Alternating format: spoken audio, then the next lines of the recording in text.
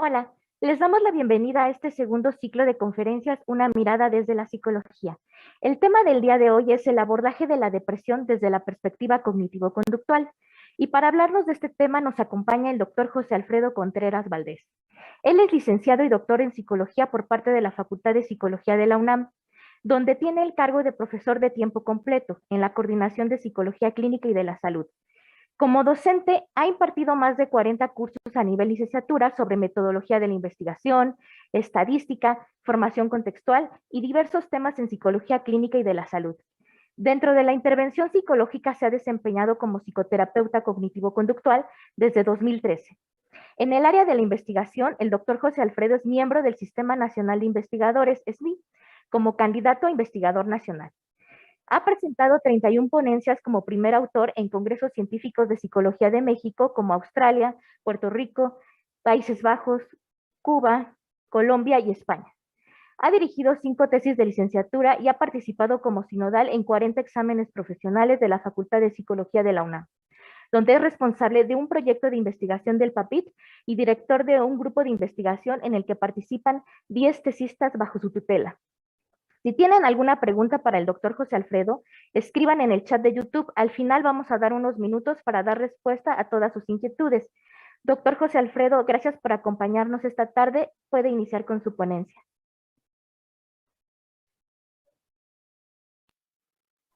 Hola, ¿qué tal? Muchísimas gracias. Les envío un afectuoso saludo y me da muchísimo gusto estar nuevamente por aquí con ustedes.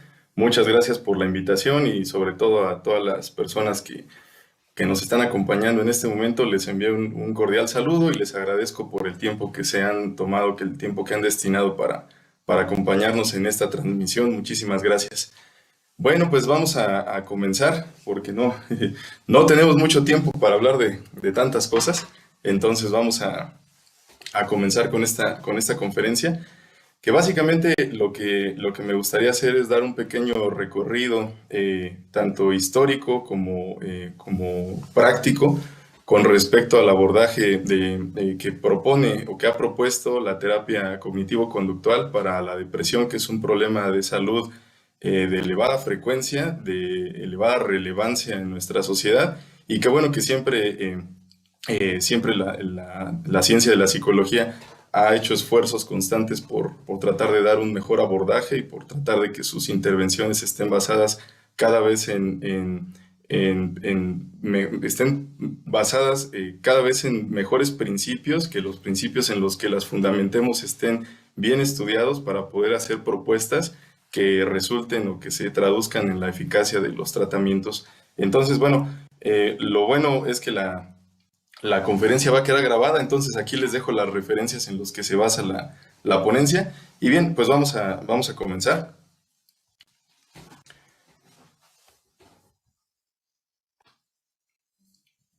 Ok, bueno, pues primero me gustaría platicar un poquito acerca de las generalidades de la depresión, como ustedes lo pueden ver en la pantalla. Bueno, pues la depresión es un problema del estado de ánimo. Básicamente hay un conglomerado de síntomas que lo pueden caracterizar, síntomas como dificultad en la concentración, sentimiento de culpa, baja autoestima, falta de esperanza en el futuro, pensamientos de muerte o de suicidio, alteraciones en el sueño, cambios en el apetito, cansancio, falta de energía, entre muchos otros. Pero si revisamos en las principales clasificaciones internacionales de la depresión, además de todo este conglomerado de síntomas, lo que vamos a encontrar es que son dos ejes principales. Eh, por una parte, la persona con depresión, la principal característica va a ser que presente un estado de ánimo de forma constante, del tipo deprimido, es decir, que tenga un estado de ánimo caracterizado por tristeza, por irritabilidad o por sensación de vacío. Entonces, por un lado, tenemos los problemas característicos del estado de ánimo de la conducta depresiva, principalmente la tristeza, pero también puede ser irritabilidad, sensación de vacío. Pero por otro lado, también existe la falta de interés o la pérdida de placer ante las cosas que regularmente nos causan interés o placer en la vida. Entonces, una vez que tengamos esos dos principales indicadores, por un lado el estado de ánimo deprimido y por otro lado la pérdida de interés o de placer, ya podemos empezar a sospechar en que existe o que puede existir un cuadro depresivo, y todos los demás síntomas, los fisiológicos, los conductuales, ya irán añadiendo evidencia en favor de la existencia del cuadro. Y bueno, esta es una definición de la Organización Mundial de la Salud, que también la Organización Mundial de la Salud pues ha realizado diferentes esfuerzos con el propósito de atender este problema de salud pública. Y en los últimos años pues se han publicado guías de tratamiento, se han publicado algoritmos para tener tratamientos más precisos sobre la depresión, precisamente por el problema social que ella entraña. Entonces, por mencionar solamente algunos datos, tenemos que datos de la OMS, por supuesto, que más o menos 280 millones de personas actualmente padecen algún tipo de depresión. Eh, También podemos observar que aproximadamente a nivel mundial el 5% de los adultos y 5.7% de los adultos mayores tienen algún tipo de depresión, y que regularmente en los países de bajos ingresos o de ingresos moderados, más del 75% de las personas afectadas por este problema no reciben un tratamiento adecuado. Entonces, si nos damos cuenta, a pesar de que es un término que usamos de manera muy cotidiana o que siempre andamos platicando de depresión, o incluso podemos observar fácilmente indicadores de depresión, lo cierto es que sigue siendo un problema de salud que no se ha resuelto y que difícilmente encuentra el camino adecuado de la mano de los profesionales de la salud mental. ¿En qué se traduce esto? Bueno, pues esto se traduce en un costo muy importante para la sociedad, sobre todo para el sector salud y bueno, pues por supuesto para las personas que la padecen. Entonces, ¿por qué decimos que esto se traduce en un costo económico? Porque la depresión, bueno, los síntomas depresivos impiden que la persona tenga una funcionalidad adecuada en diferentes contextos de su vida. Entonces, si yo tengo indicadores importantes de depresión y yo voy a trabajar con esos indicadores, entonces se esperaría por consiguiente que yo no tenga un rendimiento adecuado, que mi rendimiento laboral no sea el óptimo. Vamos a suponer un ejemplo así para que se entienda. Si yo tengo que dar el 100 en el trabajo, a lo mejor con depresión no doy el 100, doy el 80, doy el 60. Ese porcentaje que va quedando ahí, que es el que yo no estoy cumpliendo con mis actividades laborales, si lo multiplico por los días que trabajo al año y si lo multiplico por todas las labores que hago, esto va impactando en el sector económico. Ahora, si esto lo multiplicamos por los millones de personas o los miles de personas de cada país o los millones de personas a nivel mundial que padecen este problema, pues entonces encontramos un elevado costo económico. Por otra parte, si yo me doy cuenta que tengo, o algún profesional, algún amigo se empieza a dar cuenta que yo tengo indicadores depresivos y me sugiere atenderme y yo voy a los servicios de salud pública, entonces se me va a brindar un tratamiento psicológico, un tratamiento farmacológico, un tratamiento médico, y ese tratamiento cuesta. Ese tratamiento no es gratuito, ese tratamiento se tiene que pagar de algún lado, y entonces si ese dinero que cuesta un tratamiento lo multiplicamos por todas las personas que acuden al tratamiento, pues también representa un costo económico, y así podemos poner varios ejemplos. Entonces, en términos económicos, de que cuesta, cuesta. Ahora, ¿qué pasa con la funcionalidad de la persona en diferentes lugares de su vida? Bueno, pues esto también es muy importante, porque si yo tengo un estado de ánimo triste, irritable, molesto, sin esperanza, sin motivación, y le voy perdiendo el interés a la vida, pues esto definitivamente va a repercutir en mis actividades laborales, en mis actividades profesionales, en las cosas a las que yo me dedique. No lo voy a hacer adecuadamente, y eso va a traer un sentimiento de que no estoy viviendo una vida que a mí me gustaría vivir, y voy a empezar a tener problemas en diferentes contextos de mi vida. Como puede ser la pareja también. Si tengo indicadores de esta clase, pues no me van a dar ganas de estar haciendo las cosas que me gustan hacer con mi pareja, o las que mi pareja espera de mí. Lo mismo con mi familia, no voy a tener una interacción adecuada, la familia no va a estar a gusto con la interacción, con la respuesta, con la retroalimentación que yo tenga con ellos. Y por supuesto, la depresión es un tipo de psicopatología que se asocia con otros tipos de psicopatología. Por mencionar solamente algunos, pues ya sabemos todos la fuerte asociación entre la depresión y la ansiedad, depresión y el abuso, el consumo de sustancias, la depresión y la conducta suicida. Se sabe que la depresión es un predictor muy importante de la conducta suicida. Y bueno, pues el suicidio como fenómeno independiente también es un fenómeno completamente delicado para nuestra sociedad.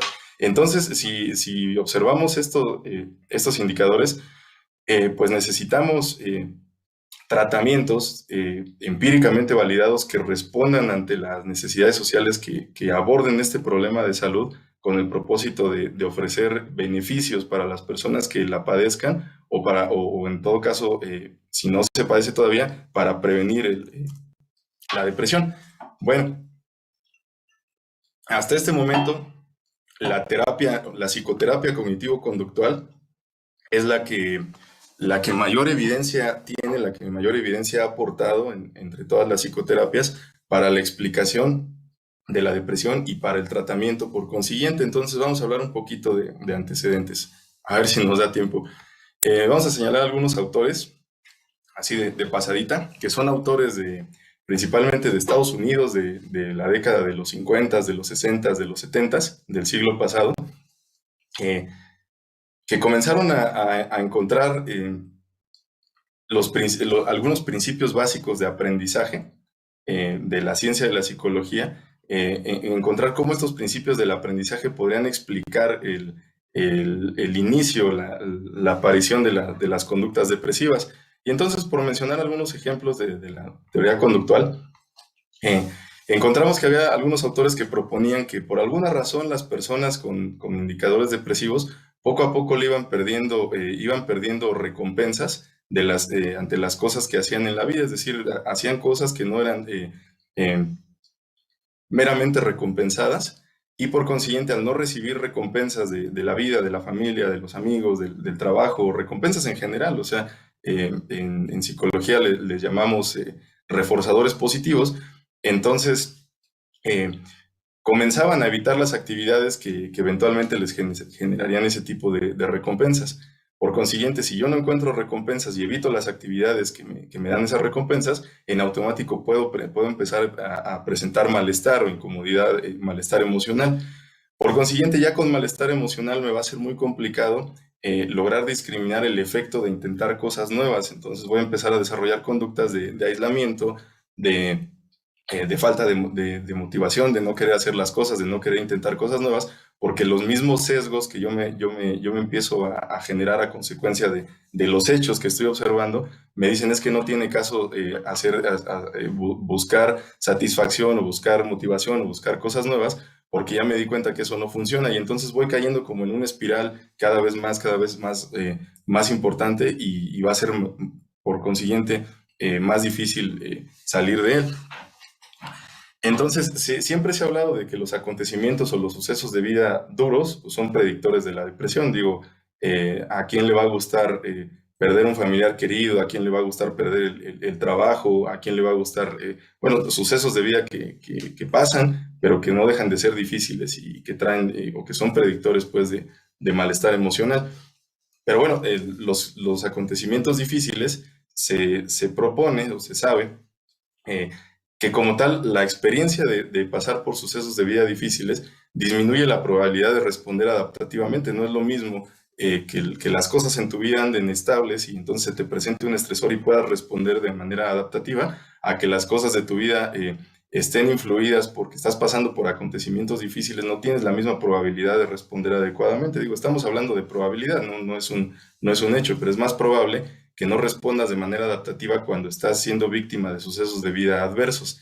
Y esto, por supuesto, va provocando el mismo espiral del que hablábamos hace ratito. Si yo me siento cada vez más mal emocionalmente, si cada vez las conductas que hago son menos recompensadas en los contextos donde yo me desempeño, entonces menos ganas y menos motivación voy a tener de hacer las cosas y voy generando un espiral depresivo. También se identificaba en algunos estudios que las personas con síntomas depresivos tenían bajas tasas de autorrefuerzo. Es decir, que cuando lograban algo, en primer lugar era muy difícil discriminar que era un logro, no lo veían como un logro, lo veían como cualquier cosa. Por consiguiente, no se autorrecompensaban, no se autorreforzaban y no encontraban satisfacción al lograr cosas. Y por otra parte, cuando tenían un pequeño errorcito, cuando se presentaba alguna falla, algún error, algo que no les gustaba de su vida, la tasa de autocastigo era muy elevada, entonces el sesgo hacia las cosas que no hago bien es muy elevado y cuando hago cosas bien la respuesta es muy, muy, muy baja, no lo alcanzo a discriminar. Entonces estos problemas Se llamaban en los 70 problemas de autocontrol. A eso se referían los autores con el autocontrol. Era precisamente el sesgo hacia lo negativo y la mala interpretación hacia las cosas positivas. Y por otra parte también se hablaba de la teoría interaccional, por ejemplo, ¿no? Si yo lo que se proponía es que una persona con depresión, vamos a suponer yo acabo de perder el trabajo y entonces es probable que yo me contacte con amigos o con familiares para pedirles ayuda, pero con todos estos sesgos y con todas estas conductas de las que estamos platicando ahorita. Eh, entonces, a lo mejor en un inicio mi familia, mis amigos me van a poner atención, me van a tratar de ayudar, pero como yo tengo todos estos problemas ya de los que hemos platicado, para no repetirlos, muy probablemente la interacción que yo tenga con ellos va a ser un poco pesada, va a ser un poco difícil de manejar, porque me siento mal, porque no discrimino estímulos adecuadamente, porque veo que las cosas no andan bien, porque tengo muchos sesgos de pensamiento, porque me siento mal la mayor parte del día. Y entonces a lo mejor tarde o temprano esas reacciones mías van a provocar unas reacciones en ellos que ellos o se empiecen a aburrir o empiecen a decir, otra vez me está marcando José Alfredo, otra vez quiere ayuda, otra vez ya le ayudé y dice que se sigue sintiendo mal, ya le dije qué hacer y dice que se sigue sintiendo mal, entonces ya mejor no le voy a contestar o le voy a dar por su lado. Y entonces esas reacciones yo las voy a interpretar como que la gente no me quiere ayudar o como que ya aburrí a la gente o como que no puedo contar con mi familia o con mis amigos. Y entonces la interpretación que le voy a dar al fenómeno va a ser entonces ya mejor no les hablo, mejor me aíslo más y en cuanto más me aísle, más reacción voy a provocar en los demás porque van a decir, ah, pues si se va, mejor que se vaya, provoco más distanciamiento, me siento más mal, me aíslo más y menos soluciones voy encontrando a los problemas. Entonces esta teoría de interacciones conductuales también se platicaba mucho en esos tiempos. Ahora, por otra parte, los antecedentes de la teoría cognitiva, también tenemos unos autores de los 60, de los 70, bueno, que tiene todavía de este milenio, todavía dejaron mucho material importante. Ellos estudiaron también la conducta depresiva en sus pacientes, en los hospitales, y propusieron un modelo más orientado hacia el procesamiento de la información. Por supuesto, incluye elementos comportamentales, de conducta instrumental, de cosas que uno hace, pero el eje principal de la teoría cognitiva es el procesamiento de la información. Entonces, principalmente Beck lo que encontraba de las primeras investigaciones que realizó es que las personas con depresión eh, tenían sesgos en el procesamiento de la información. En otras palabras, su pensamiento era muy extremista, muy rígido, muy absolutista, muy inflexible. Él llamó la triada cognitiva a diferentes esquemas de pensamiento en las personas depresivas, que él identificaba que las personas con síntomas depresivos, mejor dicho, las personas con síntomas depresivos, presentaban una visión muy negativa, muy catastrófica hacia ellas mismas, hacia el mundo y hacia el futuro. Por eso se llamó triada cognitiva, ¿no? Visión negativa hacia mí mismo, hacia el mundo y hacia el futuro. Eh, esta visión era eh, influida o causada por un procesamiento distorsionado o irracional de las situaciones. Es decir, una cosa es lo que sucede y otra cosa es cómo interpreto lo que sucede. Y se sabe que las personas con depresión interpretan los hechos de una manera extrema, de una manera inflexible, orientada hacia lo catastrófico, orientada hacia lo dicotómico. Entonces Beck y sus colegas empezaron como a estudiar las formas de pensamiento y encontraron varios patrones de procesamiento de la información de esta clase, ¿no? Entonces, por ejemplo, en personas que, vamos a suponer, yo pierdo mi trabajo y entonces yo digo, nunca voy a poder encontrar otro trabajo. Entonces, el modelo cognitivo diría, bueno, ese es un pensamiento muy orientado hacia la catástrofe, parece ser que como que estás dando por hecho que nunca vas a encontrar un trabajo, ¿no? Cuando en realidad hay muchas personas que pierden su empleo y en una de esas hasta consigues uno mejor o consigues uno que te guste más o consigues otra opción vamos, hay otras formas de ver las cosas, pero si solamente tienes ese pensamiento tan rígido, tan orientado hacia la catástrofe, pues entonces se explicaría muy bien por qué no te dan ganas de redactar un currículum, de empezar a buscar trabajo, porque ya el esquema te dice, nunca voy a encontrar uno. Y entonces empezaron a estudiar esas formas de pensamiento, dividir la realidad, por ejemplo, en dos, ¿no? O es bueno o es malo. Como yo no soy bueno, entonces soy malo, como no soy el mejor, entonces soy el peor, un pensamiento muy dicotomizado.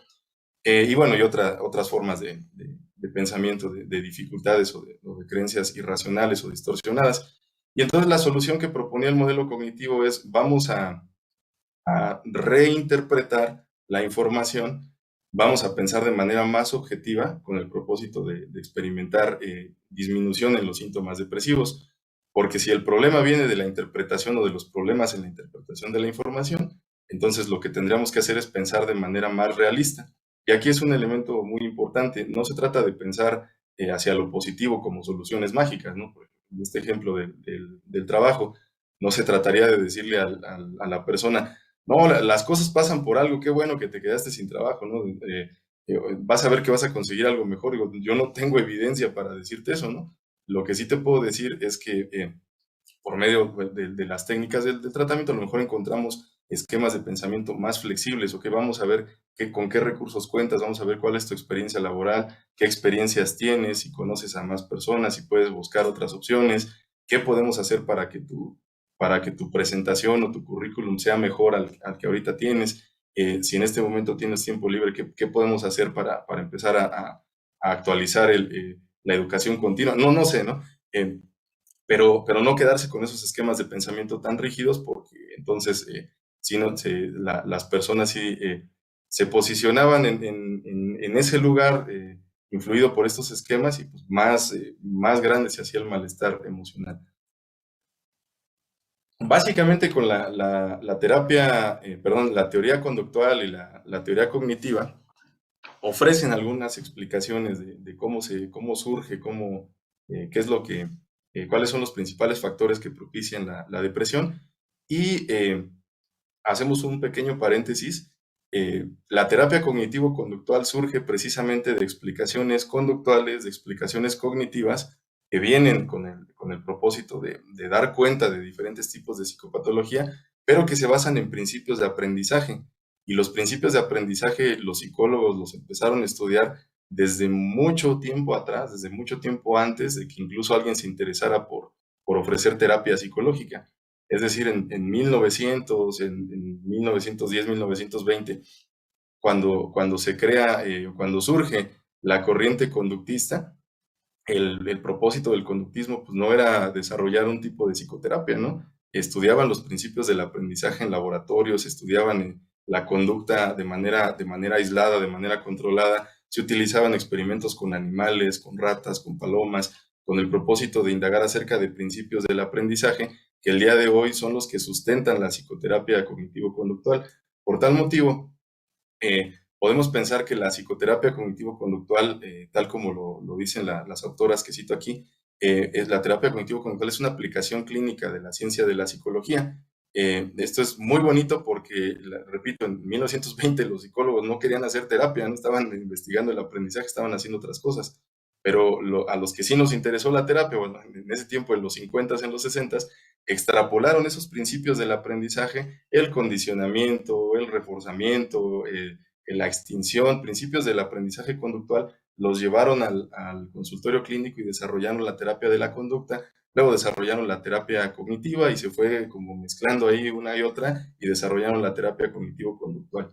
La terapia cognitivo-conductual es una serie de familias, de procedimientos terapéuticos que se basan en los principios del aprendizaje que estudiaron los psicólogos mucho antes de que se consolidara la terapia. Y bueno, por señalar algunos ejemplos,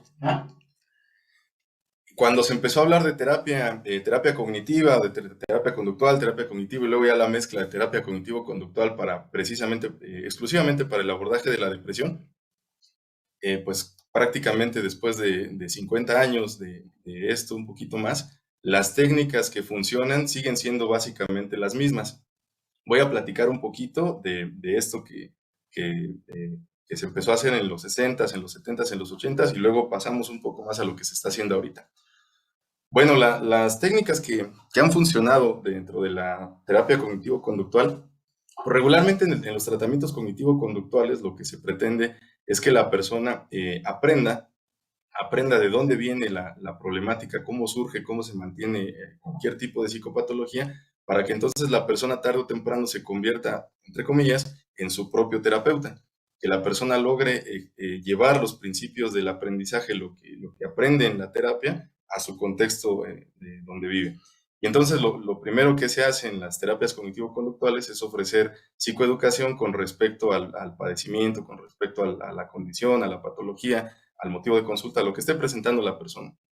Y la psicoeducación es una explicación basada en principios psicológicos y principios psicoeducativos que el terapeuta facilita para que la persona se dé cuenta qué es lo que le está pasando, ¿no? No a manera de libro, mira, así como ahorita la depresión es esto y esto, no más bien que la persona entienda, de acuerdo con su caso individual, con su contexto, cómo se está manteniendo el problema y entonces de esa forma le va a ser más sencillo propiciar un cambio conductual. Bueno, también la psicoeducación implica disminuir culpas, disminuir mitos, eliminar información falsa, propiciar, generar la motivación hacia el tratamiento, que la gente se tome un papel activo, que la gente sepa que va a tener que hacer cosas a lo largo de la terapia, que va a tener que escribir, que va a tener que llevar registros, que va a tener que actuar, que poner manos a la obra en general, ¿no? Posteriormente, pues, regularmente se le pide a las personas en este tipo de terapias que realice registros de su comportamiento, porque los registros son una forma de evaluar, pero también son una forma de intervenir. Un tipo de registros le entrenamos a la persona para que la persona aprenda a diferenciar qué es un pensamiento, qué es una emoción y qué es una conducta. El pensamiento, pues aquello que me pasa por la mente, lo que yo me digo a mí mismo en silencio. La emoción, pues las reacciones que nosotros sentimos, ¿no? En el cuerpo, el enojo, el miedo, la tristeza, la furia, la frustración, etcétera. Y la conducta instrumental, lo que hacemos, caminar, dormir, fumar, bailar, cualquier condición, cualquier situación que nosotros realicemos de forma instrumental. Y entonces si nosotros le pedimos a las personas que hagan registros de cómo van la secuencia del comportamiento, la persona va comprendiendo cuál es la función de la conducta, ¿no? Por ejemplo, si yo pienso que nunca voy a encontrar trabajo y eso en automático me hace sentir muy frustrado, muy ansioso, muy preocupado, y a lo mejor la conducta instrumental que tengo es irme a dormir. Ese tipo de sistematización me va a ayudar a mí, porque entonces yo voy a comprender cuál es la función de mi comportamiento, cómo voy haciendo las cosas. Y entonces yo digo, yo me voy a dormir porque quiero evitar el malestar emocional que me está provocando ese pensamiento de que nunca voy a conseguir trabajo. Si pienso que nunca voy a conseguir trabajo y me siento frustrado, me siento preocupado, y lo que hago es ponerme a ver el teléfono durante toda la mañana, entonces comprendo que esa conducta instrumental de ver el teléfono está funcionando como una evitación al malestar que me están provocando esos pensamientos, y entonces voy entendiendo cuál es la función del comportamiento, y entonces por consiguiente mi terapeuta me va a ayudar por un lado, a ser especialista en detectar esos patrones de comportamiento, que yo me dé cuenta a lo largo del día, a lo largo de la noche, a lo largo del fin de semana, cómo se van presentando esos patrones de comportamiento, porque una vez que los comprenda, va a ser más fácil cambiarlo. También se pueden hacer, bueno, por mencionar un registro, hay un montón de clases de registro, pero este es uno de los más básicos. Y a partir de ahí ya puedo tener patrones más adaptativos, tanto de pensamiento como de comportamiento, y se me entrena a tener pensamientos más adaptativos o comportamientos que no sean de evitación, más bien que sean de afrontamiento activo o de exposición. El juego de roles son técnicas que se hacen en terapia también, donde vamos a practicar situaciones complejas. Vamos, si a mí me da mucho miedo ir a entregar mi currículum a algún lugar, pues el terapeuta puede diseñar una situación de juego de roles donde él sea la persona que me va a entrevistar y hagamos una simulación y después cambiemos. A lo mejor a mí me toca entrevistar y a él le toca ser el que presente el currículum, lo hacemos al revés, con el propósito de ver cómo anda mi comportamiento dentro del consultorio. Una cosa es el comportamiento que yo pueda autorreportar y otra cosa es el que se puede observar. Y entonces el juego de roles funciona muy bien como para observar la conducta instrumental, para ensayar, para entrenar habilidades, para no llegar a improvisar a la entrevista, por poner un caso, ¿no? Pero podemos poner situaciones donde yo voy a hablar con un amigo, donde voy a hablar con mis compañeros de trabajo, situaciones que me cuesten mucho trabajo, podemos hacer juego de roles para empezar a acercarme y a entrenar habilidades. También una actividad que funcionaba muy bien y de las que después se fueron modificando, ahorita explicamos por qué, es la programación de actividades agradables. Se le daba un menú a las personas de 200, de 300 actividades, que eran actividades que en ese tiempo se decía son reforzadores por naturaleza, esto te va a traer bienestar, y entonces a lo largo de la semana vas a ir metiendo actividades y te vas a comprometer a realizarlas con el propósito de que en ese momento disminuya el malestar emocional y propicies un estado de ánimo positivo. Todavía se sigue haciendo, pero tiene unas implicaciones importantes que ahorita vamos a platicar. El entrenamiento en habilidades sociales es muy parecido al ejemplo que poníamos en el juego de roles. Si a mí me cuesta mucho trabajo llegar con un grupo de amigos, pues a lo mejor no es que algo ande mal en mí, ¿no? A lo mejor no tengo entrenada la conducta, la competencia social puedo desarrollarla en un consultorio, puedo aprender a establecer una charla, puedo aprender a realizar un cumplido, a mantener el contacto visual, a recibir un cumplido, a hacer un saludo, a mantener una conversación, a terminar una conversación, aprender a decir sí cuando quiero decir sí, aprender a decir no cuando quiero decir no, por medio de un entrenamiento de situaciones programadas de acuerdo con lo que yo vaya necesitando. Y luego también hablábamos de técnicas muy cognitivas, por ejemplo, los debates. El terapeuta lo que realiza es por medio de preguntas y en muchos formatos. Pueden ser preguntas así a nivel verbal, pueden ser preguntas por escrito, se puede utilizar metáforas. El objetivo es ir cuestionando las creencias tan rígidas, tan inflexibles que pueden propiciar el malestar emocional, como esta última de nunca voy a conseguir otro trabajo. Pues lo que haría un terapeuta al debatir sería, con mucho respeto, sin burlarse, sin exagerar las cosas, simplemente tratar de llevar a la persona hacia un análisis objetivo. Bueno, no sé, en ocasiones pasadas ha ocurrido esto, las veces que ha ocurrido, ¿qué has hecho?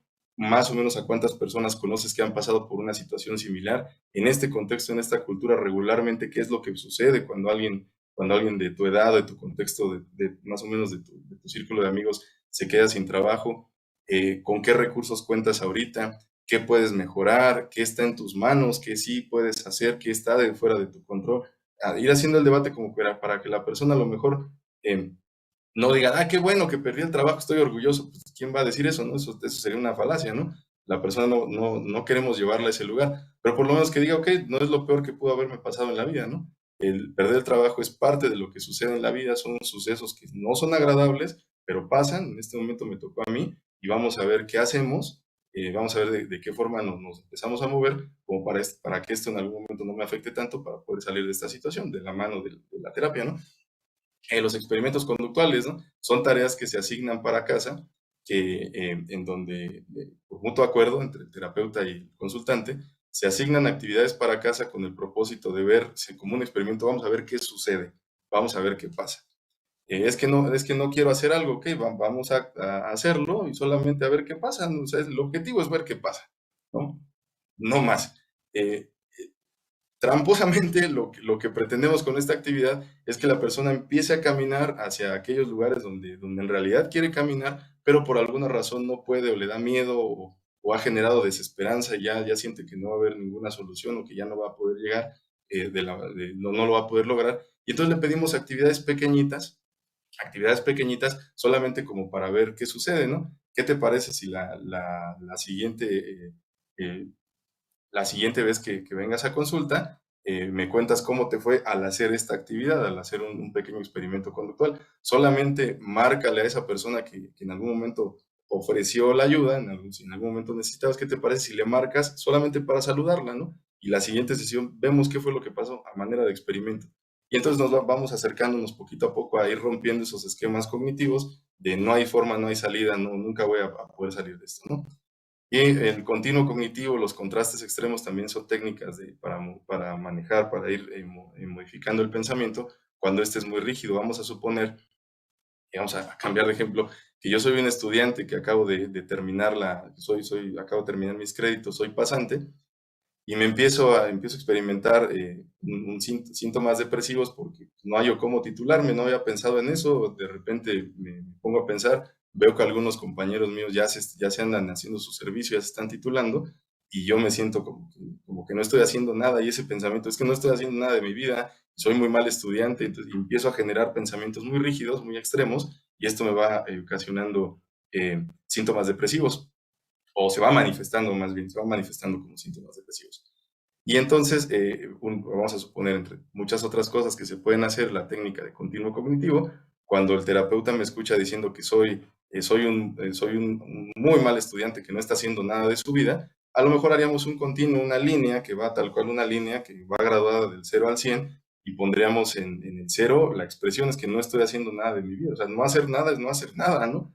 Y por lo que tú me estás contando, pues tú ya llevas 8 o 9 semestres en la facultad y ya ibas a estos cursos de educación continua, ya has asistido a estos congresos y a lo mejor en este momento sí tienes razón, a lo mejor en este momento no estás titulado y a lo mejor en este momento no tienes quien te esté ayudando con la tesis o cómo te vas a titular, pero de eso a no hacer nada, entonces eso es una gran brecha. Entonces, el no hacer nada está en el 0%. ¿En dónde te posicionarías tú, no? ¿Cómo sería un estudiante que verdaderamente no haga nada? Y entonces vamos encontrando, ok, ¿cómo sería el 10%? ¿Cómo sería el 20%? ¿Cómo sería el 30%? Para romper ese esquema de no estoy haciendo nada de un lado y el que está titulado y es triunfador es por otro, ¿no? Como si la vida se pudiera dicotomizar así en dos partes, ¿no? O soy muy malo, soy muy tonto, soy una mala persona. Bueno, pues vamos a posicionarnos en un extremo. ¿Quién verdaderamente, a quién consideras tú de la historia de la humanidad que haya sido una mala persona y compara tus acciones con las de esa persona para que veas que realmente no estás en la categoría de mala persona? A lo mejor sencillamente no estás haciendo las cosas que te gustaría estar haciendo, pero de eso a que seas la peor persona del mundo hay una gran brecha. Y entonces a lo mejor ahorita por medio de ejemplos se pueden ir dando ustedes una idea de más o menos de lo que se hace en la combinación de la teoría conductual con la teoría cognitiva, pero llegamos a un punto de más o menos en los años 90, donde, donde se empiezan a hacer investigaciones con respecto a estas técnicas y bueno, no son estudios 100% contundentes, pero sí son estudios que han arrojado luz, que han ofrecido un camino para ver por dónde tenía que ir el tratamiento. En pocas palabras, los estudios de la década de los 90 empezaron a demostrar que los elementos conductuales, las técnicas conductuales eran las que siempre estaban presentes en diferentes tipos de modalidades. Terapia cognitiva conductual, terapia solamente conductual. Los elementos conductuales eran los que siempre, como que siempre ofrecían, siempre daban cuenta de la eficacia de los tratamientos. Y entonces se empezó a reformular la teoría conductual, se le empezaron a añadir algunas cositas, a revisar algunas otras, y llegamos a lo que se conoce ahorita como el tratamiento de mayor efectividad, de mayor eficacia en los estudios para la depresión, que es el tratamiento de activación conductual. Y así se le conoce, ¿no? Activación conductual para la depresión. Esta frase nos puede anunciar un poquito hacia dónde va el tratamiento, ¿no? El tratamiento de activación conductual es un tratamiento meramente de hacer cosas, de donde partimos del hecho de que no es necesario modificar lo que creemos, lo que pensamos, para poder modificar nuestros actos, ¿no? Y para muestra, pues hay muchos ejemplos. Aquí a todas las personas que hacen favor de escucharme ahorita, les voy a pedir por favor que se imaginen aquellos momentos donde tú te despiertas en la mañana y yo creo que no en todos los días de la semana tú dices, ay, qué bonito es despertarse temprano, oye, tengo ganas de ir a trabajar, ¿no? O tengo ganas de ir a llevar a mis hijos a la escuela, bueno, hay veces que sí, pero yo diría, mis respetos para que sea siempre así. La verdad, la mayoría de las veces es que dice uno, yo no me quiero levantar a hacer las cosas, ¿no? Pero sencillamente me tengo que parar a hacerlas y no es necesario darle muchas vueltas al asunto. En cuanto te pones a hacer las cosas, el contexto se modifica por completo y puedes ir avanzando poquito a poquito, ¿no? Y entonces de ahí se derivan los principios por los cuales la activación conductual ha funcionado bastante y que todavía se podría decir que forma parte de las terapias cognitivo-conductuales. La activación conductual estrictamente se considera una terapia de las de tercera generación, que ya la clasificación ya están saliendo como que ya no quieren ser cognitivo-conductuales, pero pues tienen muchos principios de la teoría de Förster, por ejemplo, ¿no? De las teorías conductuales que hablábamos hace ratito, con algunas modificaciones, claro. Ok, entonces, ¿por qué funciona la activación conductual? Pues básicamente porque lo que nos interesa es comprender la función del comportamiento. Las conductas depresivas tienen una función, las conductas depresivas funcionan para evitar el malestar emocional y por consiguiente causan el alejamiento de los estímulos reforzadores, como se hablaba en las primeras teorías. La función de evitación es aquella que los seres humanos realizamos, o las conductas de evitación, cuando no queremos pasar por algo porque es aversivo. Entonces la función de evitación sencillamente no lo hago porque me causa ansiedad. Entonces si me causa mucha ansiedad sentarme a escribir una tesis, pues es más sencillo, es más fácil tomar el teléfono y sentarme a ver el teléfono, ¿no? Entonces, esa conducta funciona como evitación porque me aleja de la ansiedad que me provoca la tesis. Pero sin darme cuenta, me estoy alejando de la recompensa que me va a dar terminar mi tesis. Y entonces, a corto plazo la evitación funciona porque me quita el malestar emocional, pero a largo plazo no me permite acercarme a aquello que tiene sentido para mí. Esto es fundamental para entenderse en la depresión. Cuando estamos pasando por cuadros depresivos, evitamos. A corto plazo no tenemos exposición al malestar emocional, pero a largo plazo nos trae más malestar emocional y se prolonga el problema. Entonces, la activación conductual es un tratamiento que busca salir del patrón evitativo y actuar hacia la búsqueda de reforzadores. Por eso es que funciona la activación conductual, porque rompe las conductas de evitación y acerca a la persona a reforzadores, es decir, en palabras existenciales, hacia una vida que vale la pena vivir para la persona. ¿Por qué? Porque si la vida pierde reforzadores, pues la vida va perdiendo sentido. Al final del día, si yo me siento mal porque estoy pasando por un periodo de depresión y mi familia me dice, vamos a ir de paseo, y yo le digo a mi familia, no, yo me quedo a dormir porque no quiero saber del mundo. ¿Por qué? ¿Por qué? Pues porque yo sé que yendo de paseo me voy a sentir triste, me voy a sentir enojado, no voy a estar a gusto con ellos, entonces yo digo, mejor me quedo en mi casa. Esa es una forma de evitar el malestar emocional y a corto plazo me va a funcionar, por supuesto que va a funcionar. Me acuesto a ver Netflix toda la tarde y me la voy a pasar bien a gusto. Pero sin darme cuenta, esa conducta de evitación lo que va a propiciar es que yo me aleje de lo que es importante para mí en la vida, que es mi familia, y entonces pierda el reforzador que es estar en contacto con mi familia, o mi familia dentro de poco ya no me invite, ya no quiera tener contacto conmigo, y esto me va a traer un problema más grande del que estoy evitando, y cada vez se va a incrementar el malestar emocional, cada vez me voy a sentir más triste, más deprimido, más aislado, más alejado, y cada vez más va a ser más difícil romper ese patrón evitativo. Ahora, la clave de esto, por eso les decía hace ratito, ¿no? En los 70s, en los 80s, ahí está la lista de actividades para que la gente encuentre actividades agradables. Esto es lo fundamental y con esto me doy por bien servido en la ponencia de hoy. No se trata de actuar por actuar, no se trata de hacer cosas por hacer, se trata de actuar con base en valores, porque los valores son las consecuencias vitales deseadas que proporcionan una sensación de dirección y los valores son es lo que le da sentido a la vida de las personas y por consiguiente los valores son individuales. A lo mejor yo encuentro mucha satisfacción en el desarrollo académico y a lo mejor otra persona encuentra ese sentido de la vida, lo encuentra en las actividades artísticas. Hay personas que encuentran ese sentido de la vida en la interacción con la familia, ¿no? Hay personas que encuentran ese sentido de la vida con la pareja, hay personas que le encuentran, no sé, yo qué sé, hay miles de cosas. Bueno, para puntualizar, no se tiene que ser un sentido de la vida, o sea, hay muchos, ¿no? Hay muchas cosas que son las que tú dices, por esto vale la pena vivir, ¿no? Por esto vale la pena que yo me levante, que yo siga adelante con todo y el malestar que implica pararse desvelado con todo y el malestar que implica. Yo sé que al rato se me pasa, yo sé que al rato se me pasa cuando yo entro en contacto con esas cosas que tienen sentido para mí. Entonces, por consiguiente, cuando decimos así entre cuates, ¿no? O en la plática, o no sabemos de esto y decimos, pues hay que dar terapia ocupacional. Mis respetos, la terapia ocupacional tiene sus fundamentos, tiene su disciplina. No me refiero a esa terapia ocupacional, me refiero cuando decimos así platicado entre amigos, ¿no? No, pues le hace falta terapia ocupacional, le hace falta ponerse a hacer algo. Ok, vamos al mismo ejemplo. Yo quiero terminar mi tesis porque yo me quiero titular y eso es algo importante para mí. Pero acercarme a la tesis me causa ansiedad, por consiguiente mejor la evito. Y entonces yo estoy deprimido por esa función de evitación, estoy desarrollando síntomas de depresión explicados por esa función de conducta evitativa, y entonces llego con alguien que bien intencionado me dice, ¿te sientes triste? Ya le perdiste interés a las cosas, te hace falta terapia ocupacional, ponte a hacer cosas, ¿no? Mejor digo, pues sí, ¿no? Me voy a poner a limpiar mi casa todo el día porque limpiando me voy a activar y me voy a sentir bien. Y me puedo echar limpiando la casa todo el día y me voy a sentir, ok, se va a ver bonito y eso, pero esa conducta de limpiar va a funcionar como conducta de evitación para lo que tengo que hacer, lo que sí o sea, si yo me pongo a limpiar todo el día no voy a terminar mi tesis.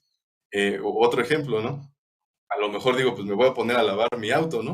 Para despejarme, para no estar pensando cosas, ok, voy a lavar mi auto, pero ese lavar de auto va a seguir siendo una conducta de evitación, porque lo que yo tengo es ir a sentar, lo que tengo que hacer es ir a sentarme a escribir mi tesis, ¿no? Porque si no, no me voy a acercar a ese reforzador que para mí tiene sentido, que es terminar mi licenciatura. O en el caso de la familia, del ejemplo de la familia, Si para mí el reforzador es la convivencia con mi familia, y yo me voy a ver películas toda la tarde, pues claramente estoy haciendo algo, ¿no? O me puedo quedar a limpiar, o me puedo quedar a organizar mi jardín, ¿no? Pero si estoy evitando la, la ansiedad que me genera ese evento, a lo mejor no me doy cuenta y a largo plazo lo que estoy, con lo que no estoy teniendo contacto es con esos reforzadores que le dan sentido a mi vida. Entonces no es hacer por hacer, hay que tener mucho cuidado con esto, porque el hacer por hacer cosas nos puede llevar a incrementar el círculo de conductas depresivas. Por eso se requiere la ayuda de un especialista para que para que yo me vea beneficiado en un análisis funcional de mi conducta, que el especialista me diga, esta conducta está funcionando como evitación y esta conducta rompería el patrón evitativo y te acercaría a esos valores, y a lo mejor inicialmente te cuesta trabajo, te genera malestar, pero a largo plazo te va a traer beneficios y vamos a romper con el patrón evitativo que está propiciando la depresión. Eso es lo que se hace en la activación conductual. Entonces, en otras palabras, lo que vamos a hacer es identificar la relación entre conducta y ambiente. Si yo logro identificar por ayuda, gracias a la ayuda del terapeuta de activación conductual, cuáles son las relaciones funcionales entre lo que yo hago y entre las recompensas que recibo, entonces voy a poder modificar el patrón de evitación, que es el que mantiene la conducta depresiva. El terapeuta de activación conductual me va a ayudar a identificar valores individuales y a programar actividades. Y los valores, imagínenselos ustedes como una brújula. Si yo estoy en México y digo voy al norte, pues puedo llegar, bueno, en la Ciudad de México y voy a Monterrey, pues caminé hacia el norte, pero no quiere decir que haya llegado yo al norte. Yo me puedo seguir yendo hacia Laredo y sigo yendo al norte. Y de Laredo me puedo seguir yendo no sé, a Kansas y sigo yendo al norte.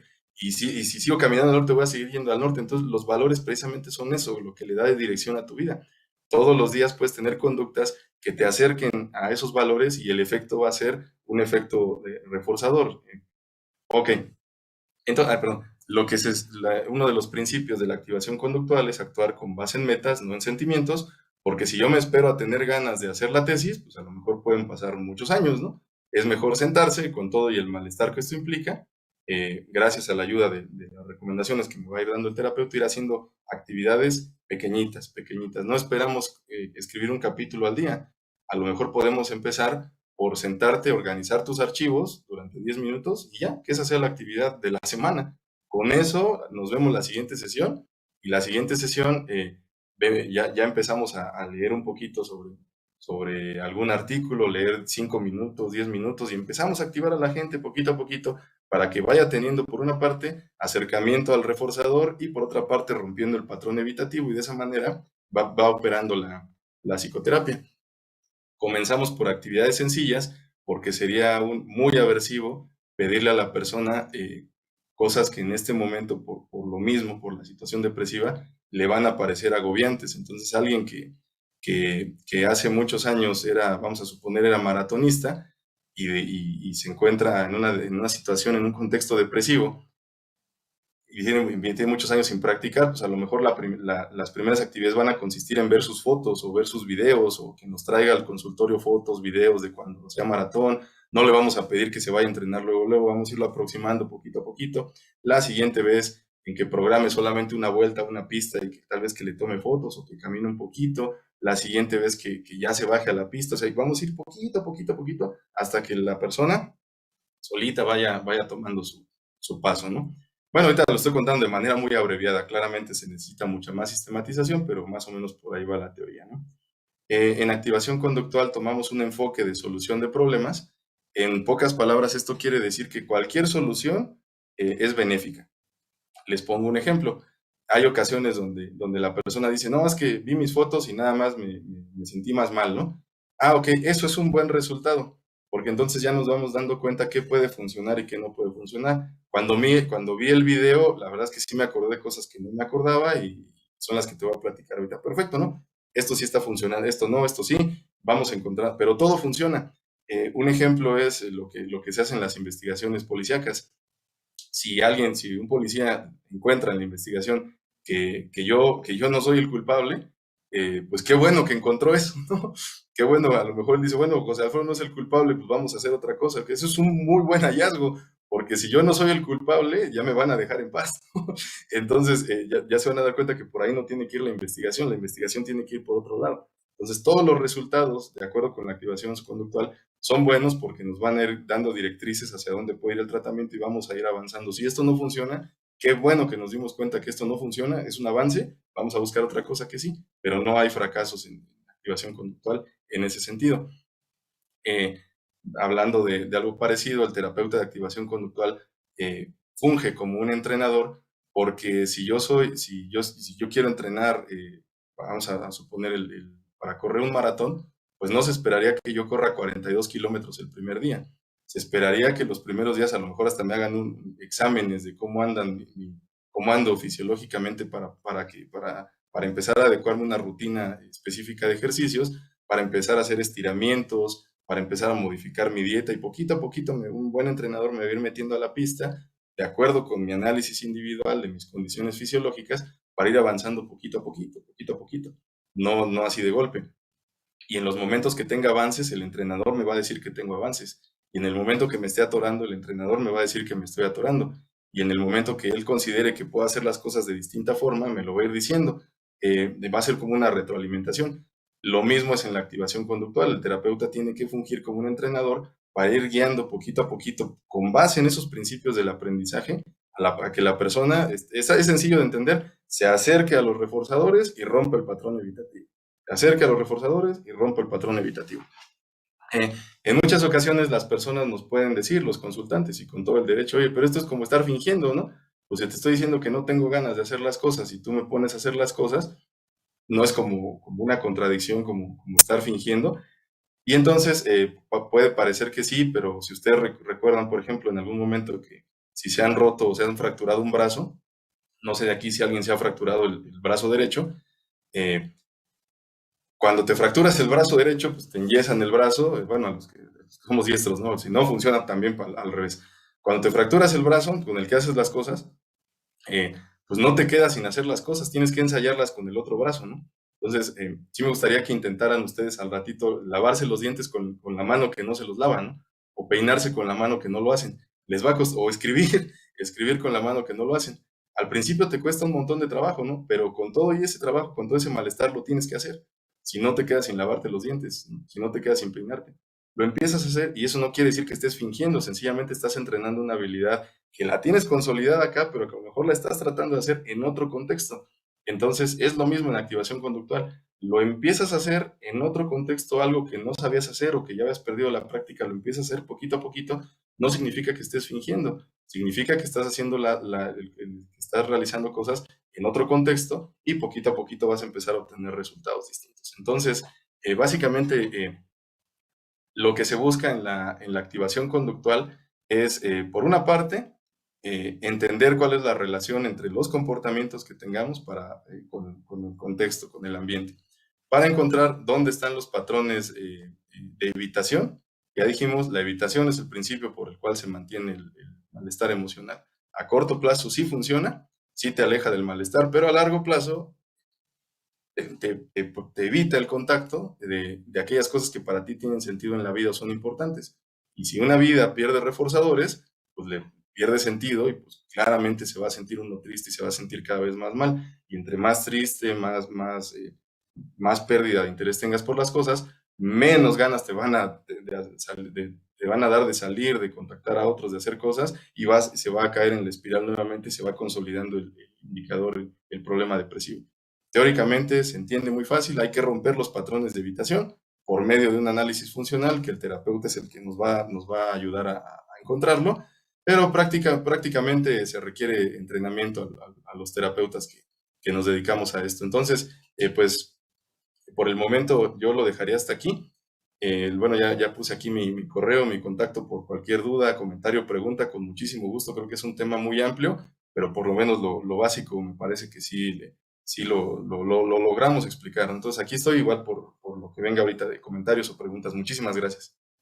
Muchas gracias, José Alfredo. Y sí, tenemos muchas preguntas del público. Entonces voy a dar inicio. Es Cristina Padilla. Desde una perspectiva cognitivo-conductual, ¿cómo se ve el tema de la depresión en comunidades de migrantes que sufren de racismo? Ah, Pues yo preferiría responderle una vez que me asesore con personas de comunidades de migrantes que sufren de racismo. La verdad no, yo no trabajo con esa población. Eh, los principios del aprendizaje son universales, pero el contexto siempre cambia. Entonces, mejor si la persona tiene a bien escribirme un correíto y yo lo investigo, le doy una respuesta más puntual. Muchas gracias. Carlos Alberto Gutiérrez Chávez. Buenas tardes. ¿Nos podría hablar del fenómeno de recuperación espontánea de la depresión al tratarla con la terapia cognitivo-conductual? Lo mismo, yo creo que mejor si a las preguntas muy técnicas, si, bueno, podemos, con muchísimo gusto las puedo responder por correíto. Si son principios de aprendizaje, cosas así, mejor porque es entre colegas. Y creo que la charla también va más dirigida un poquito más hacia el público. Entonces, si tenemos algunas preguntas más como del público en general y las otras con muchísimo gusto las respondo por correo. Claro. Ceci Sala, ella tiene un comentario, le dice que es muy interesante, que justo estaba buscando información sobre depresión. Ella es estudiante y comenta que ha tenido episodios de mucha desesperanza. ¿Qué recomendación puede darle? Ok. Bueno, la línea principal siempre de tratamiento, pues siempre es la evaluación de un profesional. Porque las recomendaciones generales sí pueden ayudar, por supuesto que pueden ayudar, por ejemplo, pero también pueden causar confusión y entonces pueden propiciar que caigamos en lo que hablábamos ahorita, ¿no? Hacer cosas para una persona puede generar un patrón evitativo y a lo mejor le estamos recomendando cosas que no tendría que hacer. Entonces, la línea principal para la persona que tiene a bien hacer la pregunta, siempre es recibir la evaluación de un profesional. Yo le recomendaría abiertamente que pueda platicar con un profesional para que le haga una evaluación, para que vea más o menos cómo está su caso, cómo está interactuando en los diferentes contextos de su vida donde se desenvuelve. Y ya en función de eso, ya el profesional ya le podría hacer recomendaciones muy específicas de qué podría empezar a hacer y qué podría empezar a dejar de hacer. Entonces yo creo que esto es muy ilustrativo, me ayuda mucho también a recapitular algunas cosas, porque siempre es necesaria la evaluación individual. Siempre, siempre. Los valores, las cosas que son importantes para mí en la vida, pues no necesariamente son importantes para usted, ¿no? Usted tiene que encontrar las suyas y tiene que ver cuáles son los patrones evitativos que están como manteniendo esa problemática. ¿Y qué mejor forma de hacerlo que en una consulta profesional? Entonces, en la Facultad de Psicología tenemos un call center.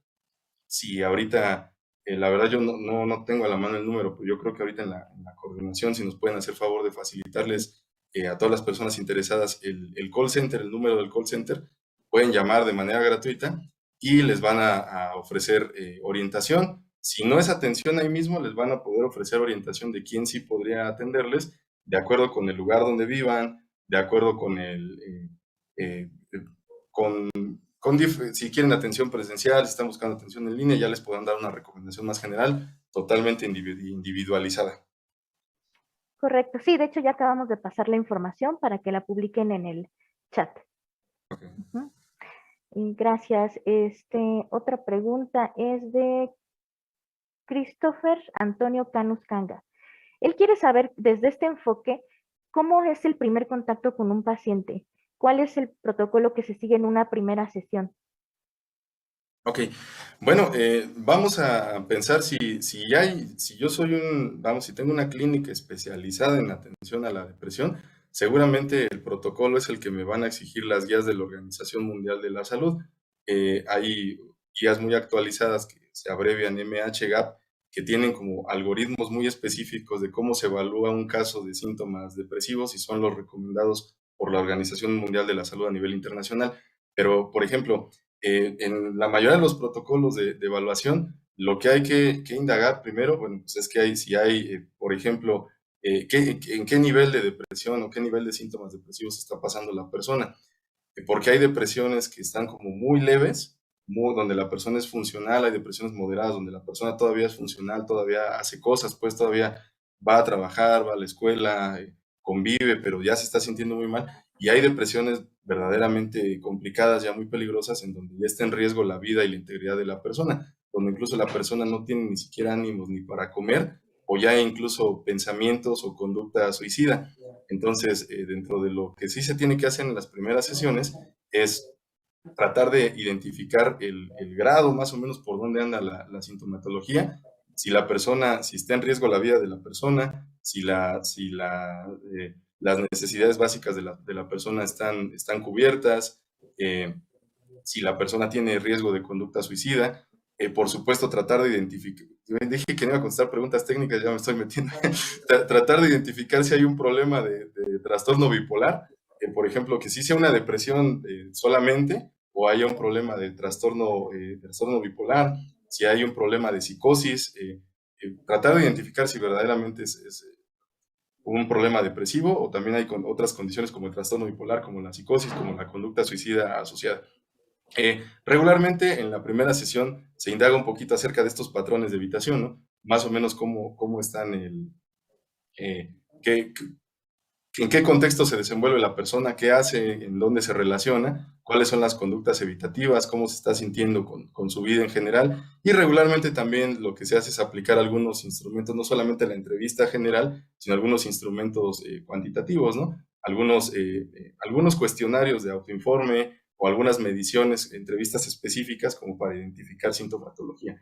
Ya de ahí pues ya se verá si es prudente platicar con la familia, si es prudente platicar con la pareja, si la persona necesita algún tratamiento psiquiátrico, si la persona necesita alguna evaluación por parte de un médico, o sea, ya dependerá de la primera cita, pero regularmente es como lo que en toda primera sesión se tiene que hacer, ¿no? Gracias. Ramírez Torres Ariel, buenas tardes. ¿Cuál enfoque cree que sería mejor para tratar la depresión? Ok, bueno, pues yo la realidad es que me tengo que apegar a las recomendaciones internacionales que se derivan de los estudios. Yo como psicólogo que me dedico a esto, pues tengo que apegarme a esas recomendaciones. Y actualmente las recomendaciones apuntan hacia la terapia cognitivo-conductual en diferentes modalidades, por ejemplo, ¿no? Ya dependería de la persona, del análisis funcional de la evaluación individual que se realice, más o menos hacia dónde orientar el tratamiento, ¿no? En la mayoría de los casos, la activación conductual es la terapia como la que se recomienda. Repito, hay algunos casos donde se va a requerir, por supuesto, el apoyo farmacológico, sin lugar a dudas. Hay algunos casos donde se va a recomendar la terapia grupal interpersonal, que esa no platicamos el día de hoy, pero también hay algunos casos donde las guías de tratamiento también señalan que la terapia interpersonal grupal también es una buena alternativa. Pero bueno, hasta el momento la terapia cognitivo-conductual orientada hacia la activación conductual es como la que en este momento está ofreciendo mejores resultados a nivel científico. Gracias. OM tiene una pregunta que es sobre las pruebas en el diagnóstico. ¿Qué tan certero es el uso de pruebas como Beck o Hamilton? Ok, bueno, creo que tú me dices, Mariana, si contestamos esta o igual la respondo por correo o tenemos alguna más general Eh, como tú me digas, ¿eh? sí, si quiere, contestamos esa ¿Sí? y... Ujú. Perfecto. Ok, bueno, sí, a lo mejor ya no hay más y yo estoy diciendo que no. Bueno, lo cierto es que las pruebas psicométricas como estas que se mencionan, eh, la- es, es muy buena opción tener un referente cuantitativo. Solamente que ninguna prueba cuantitativa, ya sea el Hamilton, el Beck, el MADIS, las que miden activación conductual, perdón, las que miden valores o constructos de la activación conductual, ninguna prueba de estas nos va a dar un diagnóstico y ninguna prueba de estas nos va a dar un indicador cuantitativo que tenga sentido si no se hace una entrevista y un análisis funcional de la conducta. Es decir, yo sería un error muy grave de decirle a alguien, hola, ¿qué tal? Buenas tardes, contésteme estas pruebas, obtener las pruebas y decirle, mira, aquí están sus resultados, ahí nos vemos, ¿no? O sea, es lo peor que se podría hacer en una evaluación. Más bien, se hace una entrevista, se realiza la entrevista, se va haciendo el protocolo de si la persona tiene ideación suicida, si la persona tiene rasgos de manía, si la persona tiene algún problema médico y se va haciendo la evaluación inicial.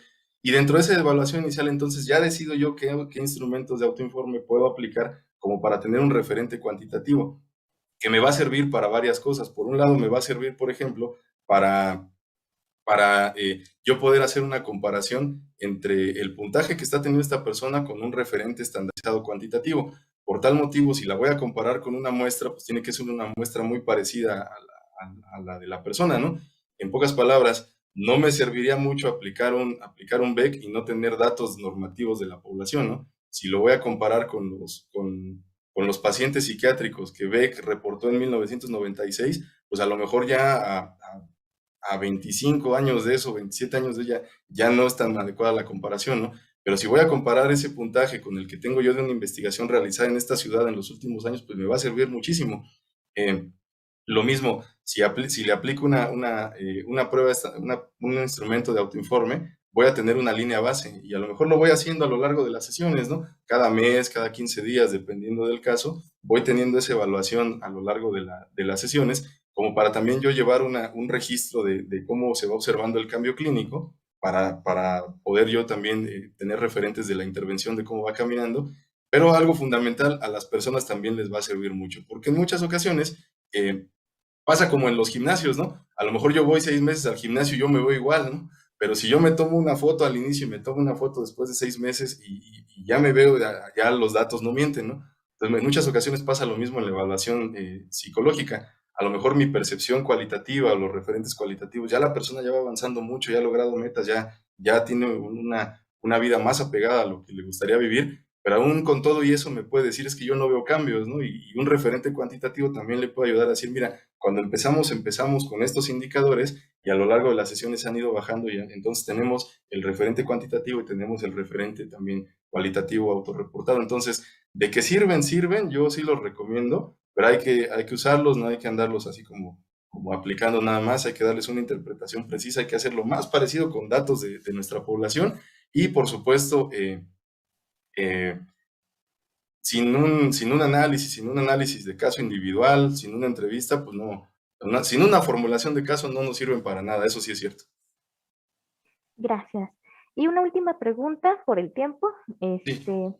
Gaby Martínez dice que si en el caso de un joven adolescente, esta técnica, me imagino que se refiere al enfoque, funciona directamente con él o es tratar a los padres primero. Ah, ok, en el caso de un adolescente, sí, ¿verdad? Ok, bueno, lo cierto es que en el caso de los menores de edad, bueno, y muchas veces en el caso de los adultos también, vamos, replanteo, no solamente en los menores de edad, pero bueno, en los menores de edad, de entrada por temas legales, pues tenemos que estar totalmente en contacto con los tutores, con la mamá, con el papá, ¿no? Con la familia. Pero dejando de lado el tema legal, regularmente, bueno, si tomamos en cuenta la teoría, las teorías que están detrás de estos tratamientos, que por eso empezamos por ahí, pues son teorías que nos hablan de la interacción entre la conducta y el contexto. Entonces sería muy complicado ofrecer una intervención a una persona que vive en un contexto donde el contexto, bueno, vamos a hablar en este momento en el contexto como el ambiente familiar, ¿no? Donde ese ambiente familiar a lo mejor no tiene información de lo que nosotros estamos haciendo y a lo mejor con una intervención terapéutica el adolescente no se va a ver igual de beneficiado si solamente es la intervención individual o si también hacemos algunas técnicas con la familia, ¿no? Entonces, no hay como tal una regla de decir, primero los papás o no, no, no. Más bien es como ir haciendo la evaluación del caso e ir tomando decisiones. A lo mejor puede ser que no se requiera como tal un abordaje específico con los papás, que solamente se les pueda dar psicoeducación o información de cómo se va a llevar el tratamiento de las tareas, para que ellos también puedan ayudar en el cumplimiento de las tareas o ayudar en la asistencia a las sesiones o en los registros. O hay ocasiones donde a lo mejor cada miembro de la pareja podríamos encontrar condiciones donde sí se les tiene que recomendar tratamiento terapéutico, ¿no? Ya sea de pareja o ya sea tratamiento terapéutico de manera individual, ya sea alguna condición familiar, eso todo lo determina el caso. Entonces, reglas así de primero uno, primero otro, no. Más bien evaluamos el caso y recomendamos. Lo que sí es un hecho es que en la mayoría de los casos, se va a participar sencillamente porque es parte de lo que se tiene que hacer, ¿no? Y en otros casos se va a participar porque a lo mejor la persona también requiere algún tipo de ayuda o porque hay que modificar condiciones ambientales y familiares que de no modificarse, pues el chico no se va a beneficiar del tratamiento. Entonces, sí lo podemos ir como mezclando, ¿no? Gracias. Bueno, pues muchas gracias por su presencia el día de hoy, doctor José Alfredo, sin duda un tema muy importante y muy interesante. Gracias a ustedes, al público de Una Mirada, gracias a UDEMAD por apoyarnos con la transmisión. Los invitamos a seguirnos en la página de Facebook de la Coordinación de Psicología Clínica, UNAM, y a que se suscriban al canal de UNAM Psicología UDEMAD. Los esperamos el próximo martes 29 de marzo a las 12 horas con el tema cómo identificar el riesgo suicida y qué hacer ante ese comportamiento. Gracias, que tengan un excelente día. Hasta pronto.